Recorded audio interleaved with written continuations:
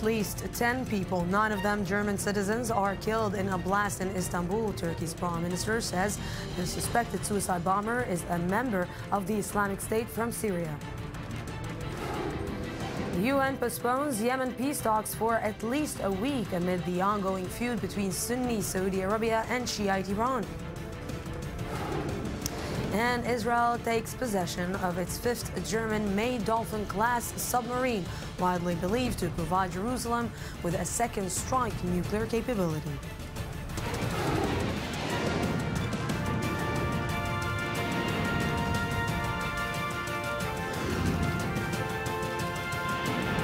The news today with Lucy Aharish.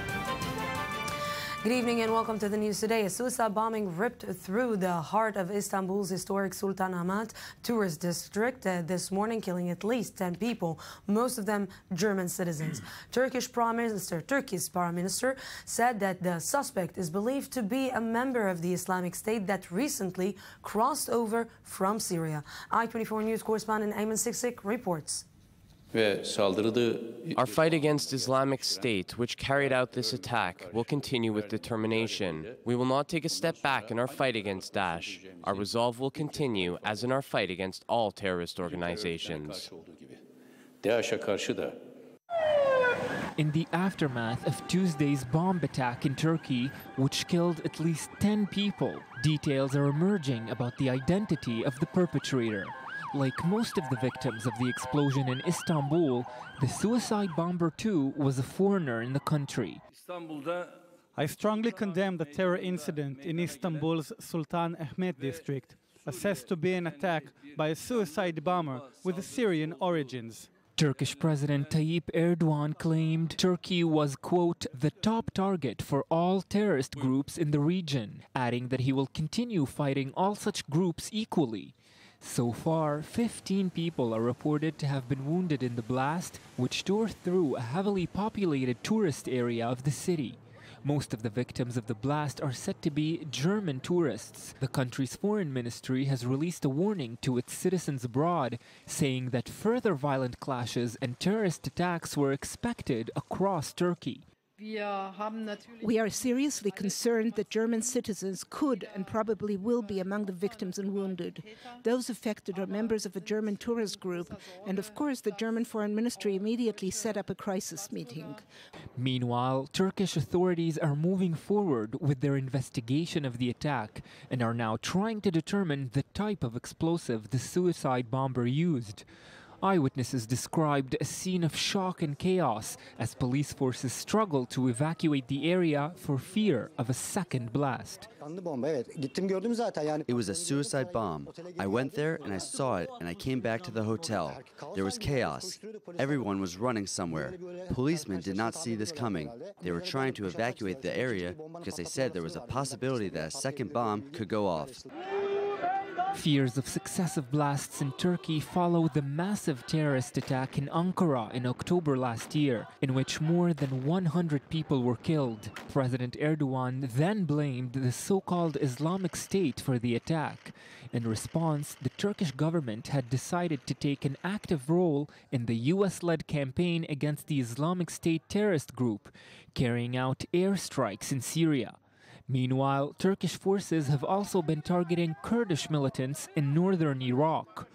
In the myriad of security threats the country is facing, establishing who is responsible for the latest attack in Istanbul is now a matter of urgency. And with me right now in the studio is Ali Wakat, Senior Middle East Analyst for I-24 News. Good evening. And also Professor George Zehevi, Middle East Expert at the Ben-Gurion University. Good evening. Thank you very much for joining me. Professor Zehevi, let's try to understand if this attack actually will be, or IS will take the responsibility on it. It will be the third attack that IS is conducting on Turkish soil.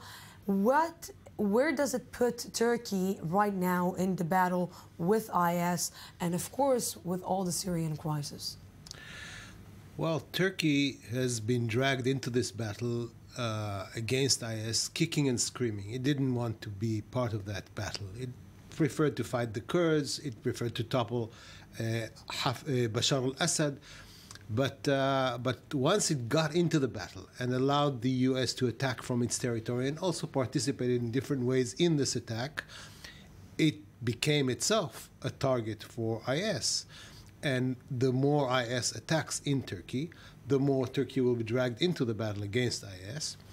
And naturally, this is a very easy target for the Islamic State because the border is practically open. Everybody could move back and forth across it.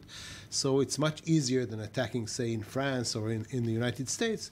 And I think these attacks will continue, and Turkey will probably, as a result of that, be dragged more and more into that fight against the IS. You know, I'm trying to think why Turkey is dragging itself or being dragged to the fight against IS when it has its own problems inside Turkey with the PKK, with the Kurdish militants.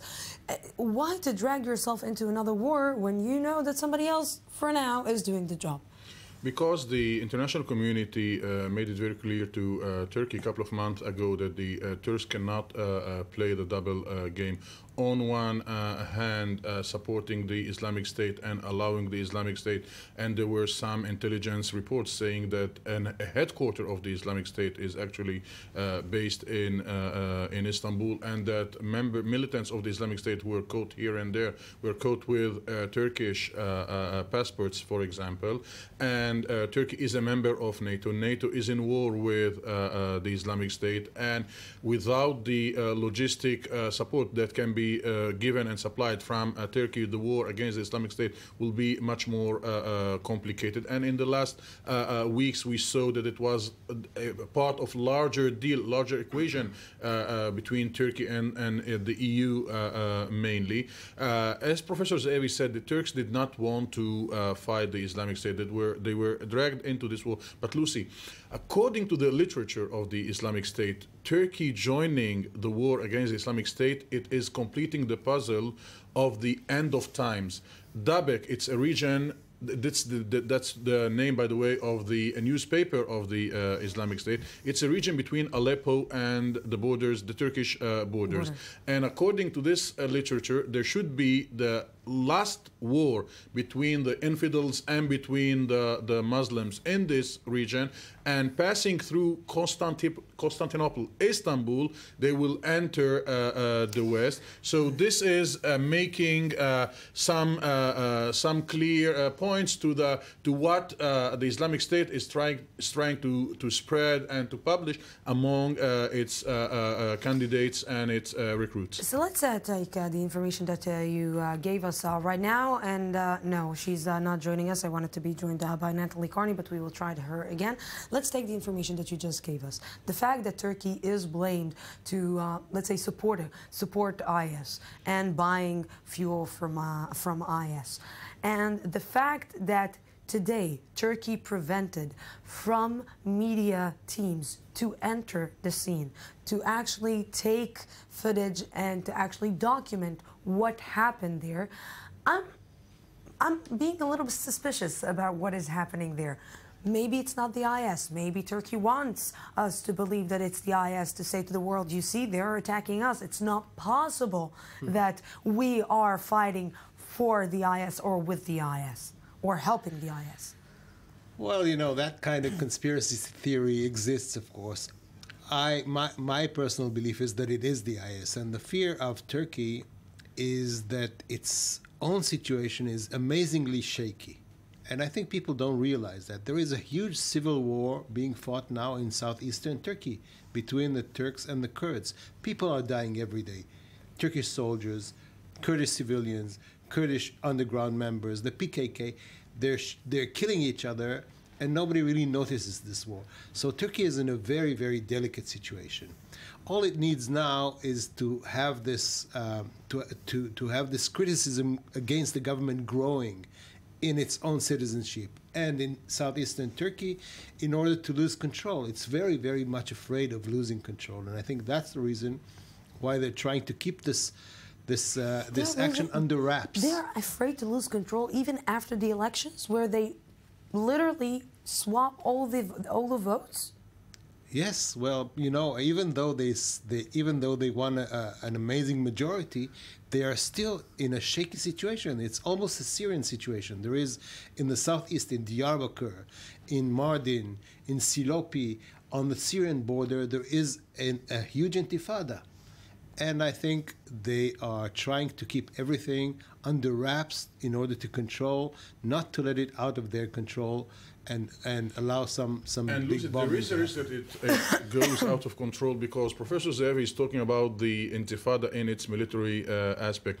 When a Turkish/Kurdish leader says from Moscow that an autonomy is a scenario that should be discussed to the Kurdish minority in Turkey, a declaration that is against the constitution and against the law in Turkey, and yet it was said from Moscow, it shows that going out of control is not only a slogan, and with an accumulation of incidents, a deterioration in the security situation like we saw today, an escalation in the war against the Kurds, plus more courageous political demands of the Kurds for an autonomy can put Erdogan in a real delicate situation, which he did not face since he was first elected in the mid-2000s. Let's add to this the dispute that Saudi Arabia has with Iran, and where it puts right now Turkey,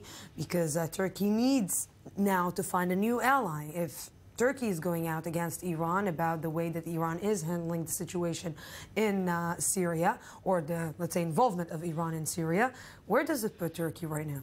I think that instinctively and naturally Saudi Arabia should be the ally of Turkey. But the Turks don't want to open a front, at least a political or diplomatical front with Iran, and to deteriorate the situation more than it is bad now between the two countries, because one of the most interesting and most efficient cards that Bashar Assad played when he saw that he is going to lose the war was to release the Kurds and to play against Turkey, to fight Turkey's support to the Islamic State by supporting the Kurds, or at least allowing them to do what they want to do in the region between Turkey and Syria. And the Turks will not publicly, like did President Abu Mazen here, support Saudi Arabia against Iran, for the simple reason that he knows that Iran also has cards to play, especially with the Kurds against Turkey. One last comment? Just, yeah. Turkey is in a real rut at the moment. It's stuck with its two main neighbors to the east, Russia and Iran, which are also her suppliers of oil and gas. And that's a crucial thing. They can't lose them both, which is why they're trying to somehow keep relationships with Iran. At the same time, they're allies of Saudi Arabia. They need Saudi Arabia. Saudi Arabia is supporting them even economically and financially. So they're in a really, really bad situation right now. Yeah, and the world is proving that you cannot dance in two weddings at the same time. Thank you very much, Professor Zevi, for being with us. Ali Wakad, you're staying with me. A round of UN-brokered Yemen peace talks set for January 14 has been delayed for at least a week. The news comes amid a growing feud between Tehran and Riyadh, which is increasingly looking eastward to nuclear-armed Pakistan. Ali Wakad, diplomatic correspondent for the News Today, reports. While the public standoff between Iran and Saudi Arabia continues, their many regional proxy wars intensify. On Tuesday, after the terror attack in central Istanbul, Turkish President Recep Tayyip Erdogan accused the Islamic Republic of waging sectarian wars as part of its attempt to strengthen its regional power. Iran is trying to spur a dangerous process with its stance by turning sectarian differences into conflict. Iran is deliberately escalating tension with Saudi Arabia and Gulf countries as part of this strategy. We see that Iran using developments in some countries such as Syria, Iraq and Yemen to expand its sphere of influence. And indeed, this head-to-head clash has a direct influence on the deteriorating regional crisis. The Yemen peace talks that were scheduled to begin 2 days from now on January 14 will not take place, according to a UN spokesperson who said that the date is no longer, quote, viable. The new target date for resumption of talks is now the 20th of January.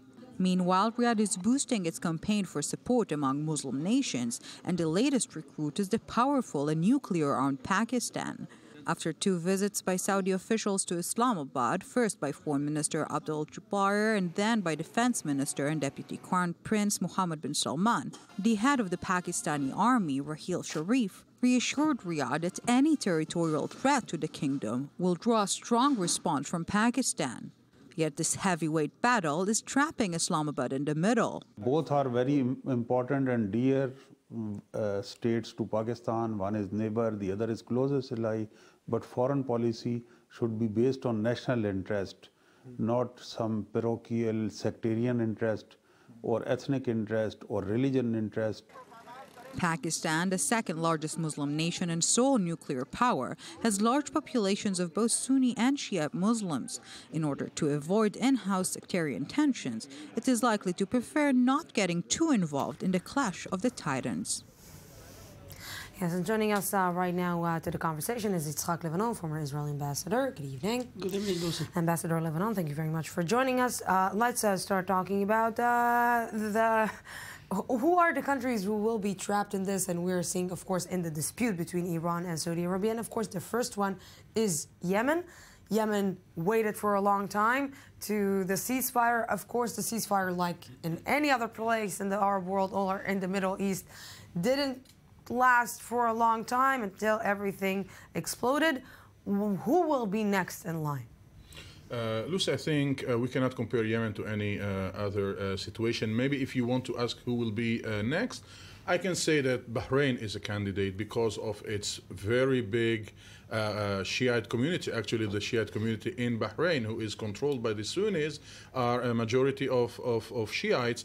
And already today, for example, we heard the Bahraini authorities saying that they dismantled a cell that was supposed to carry out terrorist attack in Bahrain, a cell of Hezbollah, supported and backed and orchestrated by Iran Revolutionary Guards. But I don't think we can compare for the moment Yemen to any other case, because last week there was some euphoria that there might be negotiations for a solution. In the last days after Saudi Arabia and Iran cutting their diplomatic relation, we saw that the pivot is the ground, and the situation on the ground and who is succeeding or not in the ground is determining and fixing what would be the fate of these negotiations that, as you mentioned in your introduction, were postponed for at least next week. And if you ask me, I don't see in the next future serious talk for a solution in Yemen. So I think that the one who's right now on the phone with us, Nisma Al-Luzabi, human rights activist, is not happy to hear this.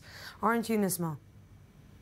Yeah, I'm totally not happy. The situation on the ground is still the same. The fightings are still the same. The blockade on Taiz is still the same. And nothing has changed. Even everything is getting worse. And it looks like no one wants to come up with a solution for the Yemeni crisis. So if you're saying that everything is still the same, did you feel any change towards the negotiation? Did you feel any change at the last few months, even during the ceasefire? Somebody came, somebody took care of you. Did you see any help on the streets? Well, for the liberated areas, I talk about the South, Aden, Lahj, Abyan, and the liberated areas. The situation is somehow better, but it's fragile until this moment.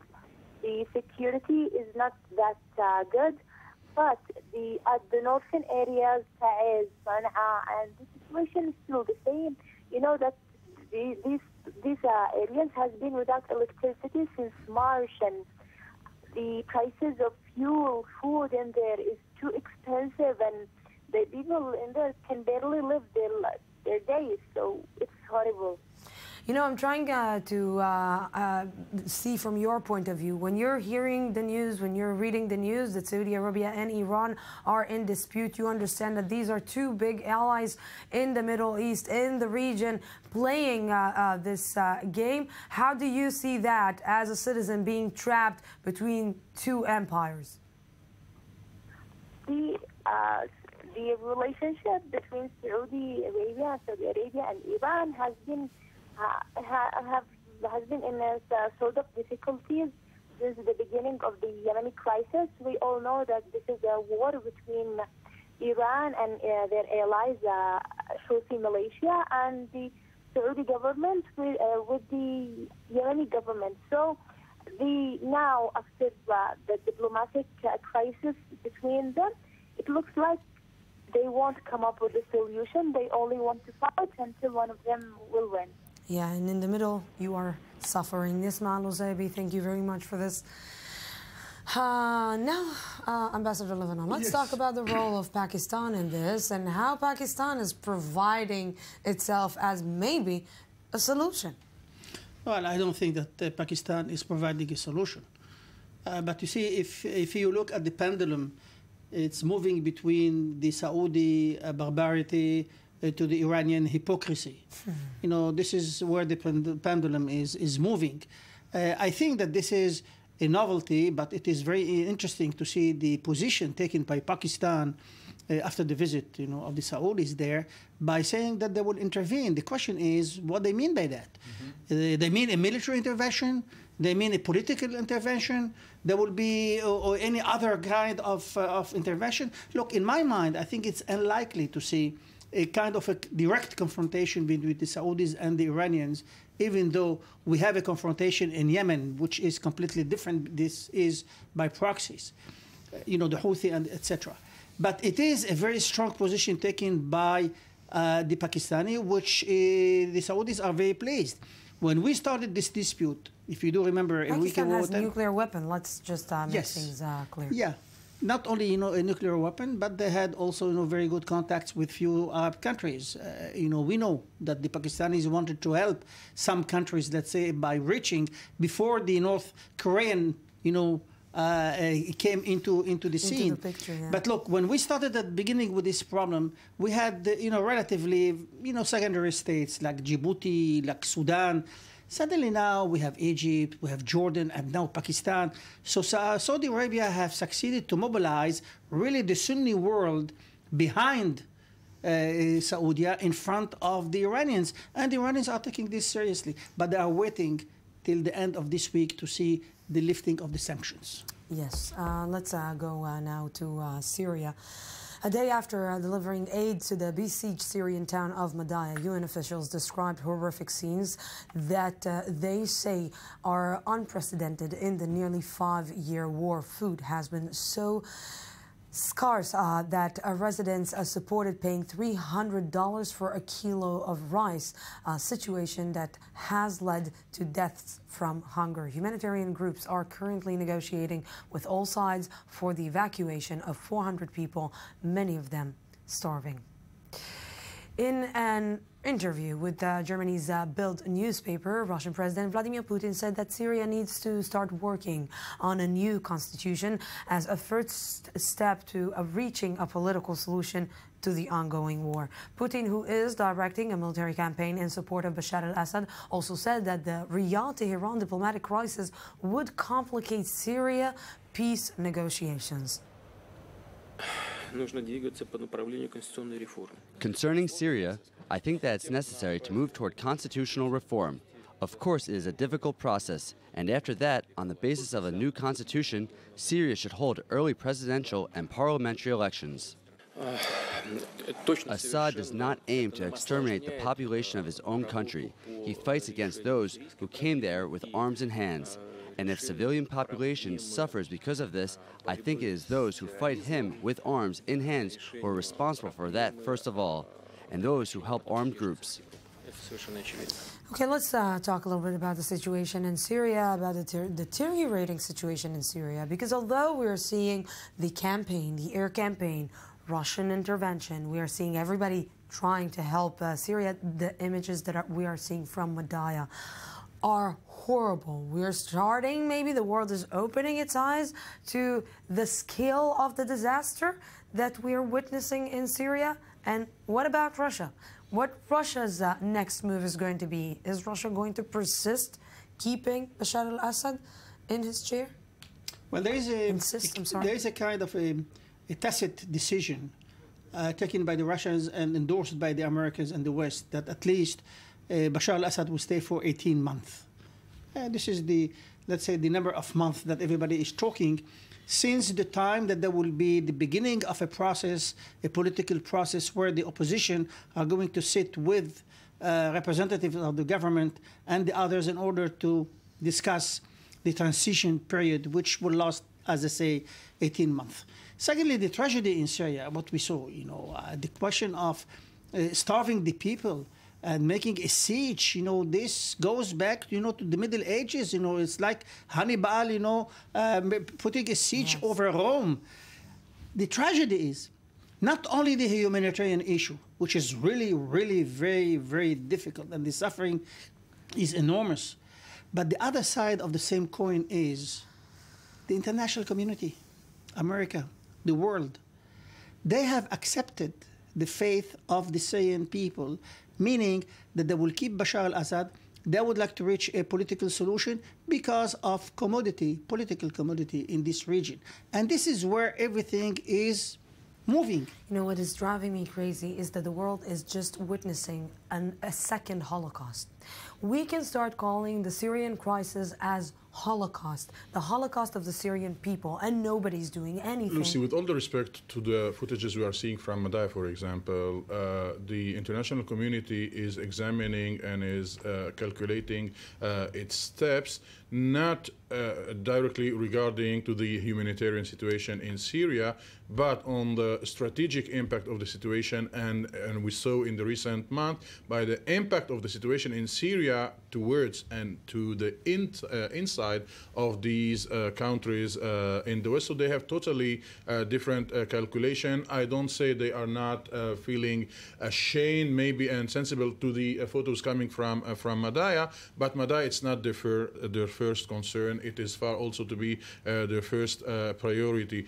Trying to control this, trying to map this conflict to see who is ultimately the bad and who can be in the camp of the good. And between the good, of course, the regime and the other rebels, there is no agreement about the transition period. Mr. Ambassador talked about the transition period. Among the people of the regime, they do not even agree to discuss this issue, this terminology of a transition period. This is why we see that despite the fact that Russia and Syria are so-called collaborating together on the military level, they have two different political agendas.